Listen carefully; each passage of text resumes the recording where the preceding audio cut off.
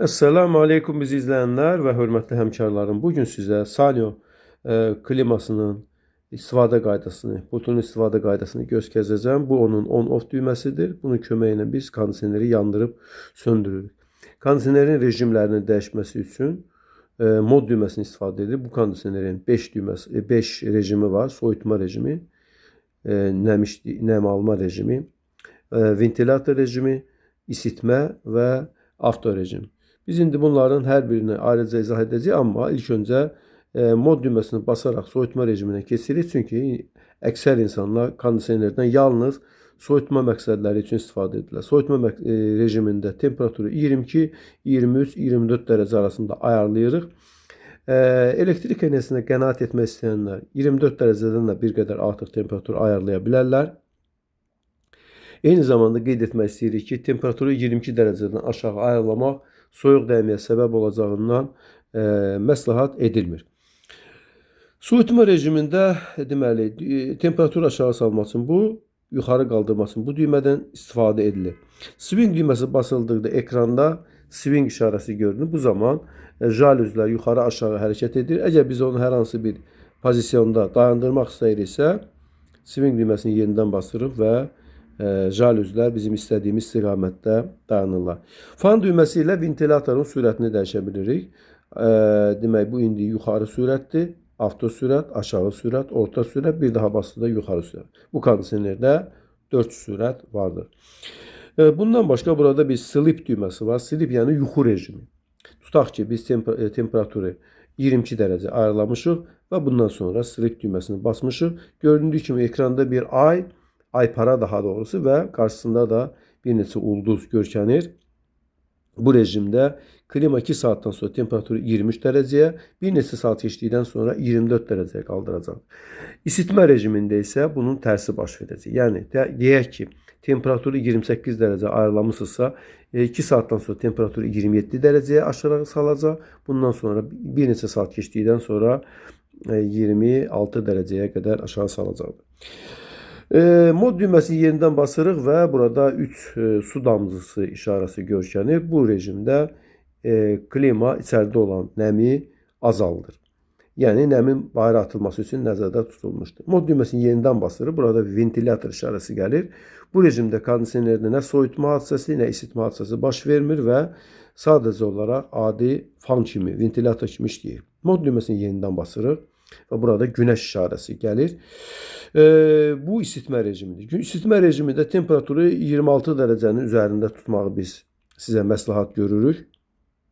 Eyni zamanda qeyd etmək istəyirik ki, isitmə rejimində ventilatorun sürətinin avtofan rejiminə qoyulması kondisionerin çox gözəl işləməsinə, verimli işləməsində, məhsuldar işləməsinə səbəb olur. Üstəlik də çöl hissədə olan radiator yalnız havanın temperaturu sıfıra yaxınlaşdıqda donacaqdır. Digər bir məsələ isə odur ki, kondisionerin nominal gücünə çatmaq üçün, yəni bütün gücü ilə çalışması üçün ona ən azı 20 və 40 dəqiqəyə qədər vaxt lazım olur. Bəzi vaxtı bundan da artıq vaxt lazım olur. Daha bir məsələ isə odur ki, kondisioner isitmə rejimində işə salındıqdan ən yaxşı halda 5 dəqiqədən sonra onun ağzından isti çıxmağa başlayır. Bu səbəbdən bir qədər isitmə rejimində səbirli olmaq məsləhət görülür. Bir daha mod düyməsini basdıqda ekranda auto sözü gəlir. Bu rejimdə klima gördüyünüz kimi ekranda heç bir temperatur işarəsi yoxdur. Bu o deməkdir ki, klima, yəni kondisioner 24 dərəcəyə ayarlanıb və bu o deməkdir ki, əgər evdə olan temperatur 24 dərəcədən az olarsa, kondisioner isitmə rejimində, çox olarsa, yəni 24 dərəcədən yuxarı olarsa, o zaman soyutma rejimində işləyəcəkdir. Bir daha mod düyməsini basırıq və soyutma rejiminə qaydırıq. İndi isə biz ən az istifadə olunan timer saat rejimindən əvvəlcə danışaq. Saatı qurmaq üçün clock düyməsini basırıq, bir neçə saniyə tuturuq. Bundan sonra time düymələrinin yardımı ilə saatı məsələn deyək ki 11:30-a ayarlayırıq.